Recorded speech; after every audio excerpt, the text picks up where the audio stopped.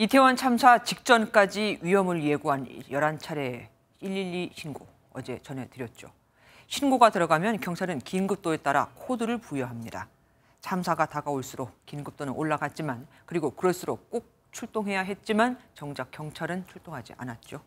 112 신고 내용으로 본 당시 상황 우종환 기자가 재구성해 보겠습니다. 처음 112 신고로 압사우리아 신고가 들어온 건 토요일 오후 6시 반쯤. 신고자는 사람이 오르내리는데 불안하다, 밀려오니 압사당할 것 같다라며 통제를 요청하고 경찰은 양쪽 통행이 안 되니 밀려서 압사 사고가 날 것 같다는 의미냐라고 재확인합니다. 그러자 소름까지 끼친다는 신고자의 대답에 경찰은 출동하겠다고 대답합니다. 이 신고에 분류된 건 코드 2, 경찰은 현장으로 출동했습니다. 신고의 긴급도에 따라 총 5단계로 나눠지는데 0과 1은 반드시 출동해야 합니다. 저녁 8시쯤 들어온 코드 2 신고까지 경찰은 2차례 현장으로 나갔습니다. 그리고 8시 반에 들어온 세 번째 신고. 이번에는 신고자가 사람들이 길바닥에 쓰러졌다, 사고가 날 것 같다라고 말합니다. 경찰관은 출동하겠다라고 말했는데 무려 코드 1로 분류된 이 건. 실제 경찰은 출동하지 않았습니다.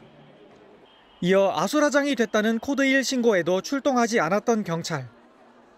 참사 1시간 전인 9시 정각에는 인파들이 너무 많아서 대형 사고가 나기 직전이라는 다급한 신고가 접수되기까지 합니다.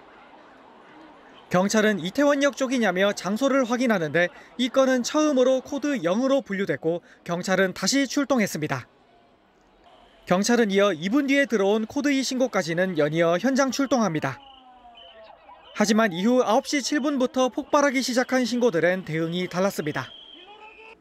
사람이 너무 많아서 압사당할 것 같다라며 여러 차례 압사 상황이라고 외치고 위험한 상황이라며 쏟아지는 코드 1 신고들.